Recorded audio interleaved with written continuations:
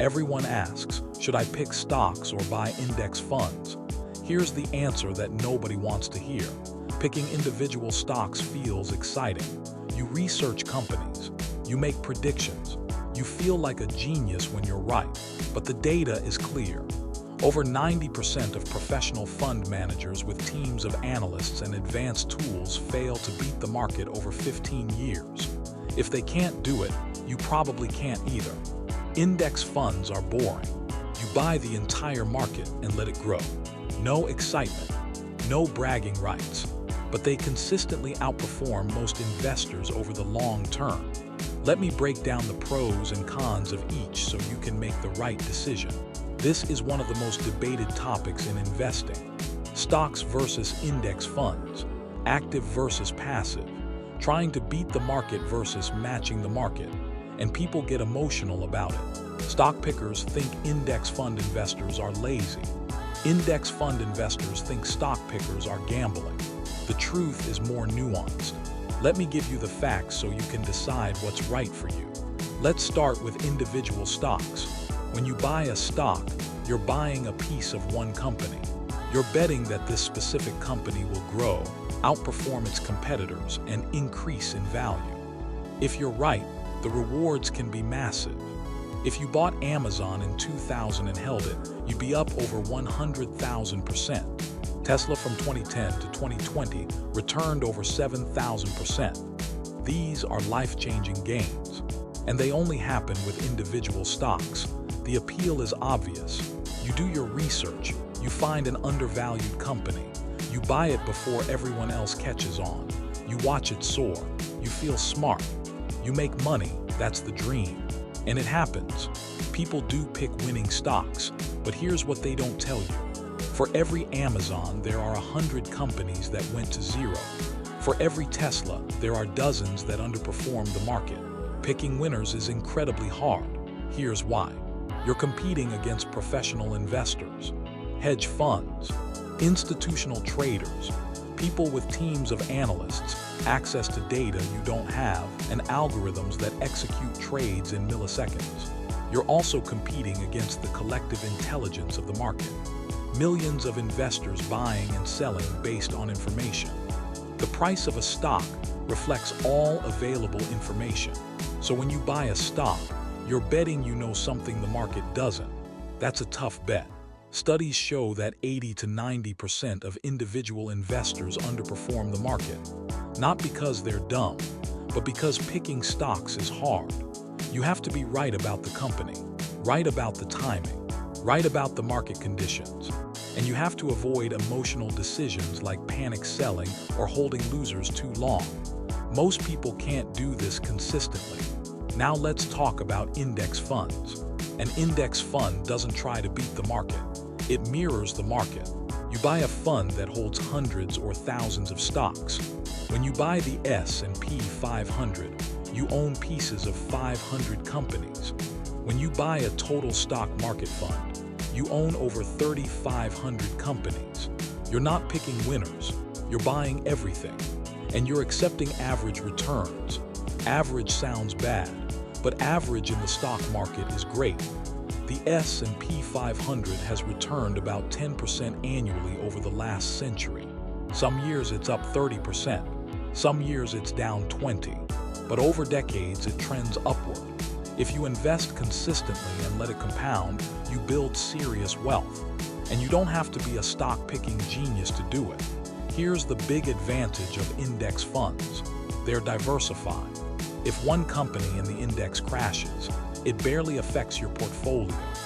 If you're holding 500 stocks and one goes to zero, you lose 0.2%. If you're holding 10 individual stocks and one goes to zero, you lose 10%. Diversification protects you from catastrophic losses. Index funds also have low fees. Most charge less than 0.1% per year. That's almost nothing. Actively managed funds charge 1 to 2%. Over decades, that fee difference compounds into hundreds of thousands of dollars. Index funds keep more of your money working for you. And here's the kicker. Index funds consistently beat most actively managed funds. Why? Because most fund managers can't pick stocks well enough to overcome their fees. They might beat the market in a good year, but over 10 or 15 years, most fail. Warren Buffett famously bet $1 million that an index fund would outperform a hedge fund over 10 years. He won, easily. So why do people still pick stocks? Because it's fun, it's engaging, it feels like you're doing something. Index fund investing is boring. You set it and forget it. There's no thrill. No stories to tell at dinner parties, but boring wins in investing. Consistency wins. Discipline wins. Here's the other reason. People overestimate their ability to pick stocks. It's called overconfidence bias. You read a few articles. You feel like you understand a company. You convince yourself you found something the market missed. And sometimes you get lucky. You pick a winner and it reinforces your belief that you're good at this. But one winner doesn't make you a good stock picker. Consistent performance over decades does. And most people can't achieve that. Now let's compare the two strategies over a lifetime. Let's say you invest $500 a month for 30 years. Strategy 1. You pick individual stocks. You're smart, disciplined, and lucky. You beat the market by 2% per year. At 12% annual returns, you end up with about $1.4 million. Strategy 2. You buy an index fund. You match the market at 10% annual returns. You end up with about $1 million. The stock picker wins by $400,000. But here's the problem. Beating the market by 2% every year for 30 years is nearly impossible. You'd be one of the best investors in history. If you underperform the market by 2% instead, which is far more common, you end up with about $700,000. Now the index fund investor is ahead by $300,000. And the index fund investor didn't have to research stocks, monitor earnings reports, or stress about individual companies. They just bought and held. So which should you choose? Here's my take. If you're a beginner, buy index funds. You don't have the experience to pick stocks well. You don't have the time to research properly. And you don't have the emotional discipline to avoid panic selling. Index funds give you diversification, low fees, and consistent returns. That's all you need to build wealth.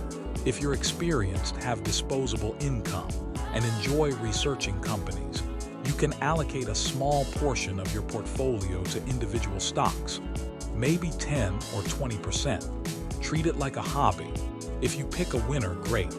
If you don't, it won't ruin your retirement because the bulk of your money is in index funds.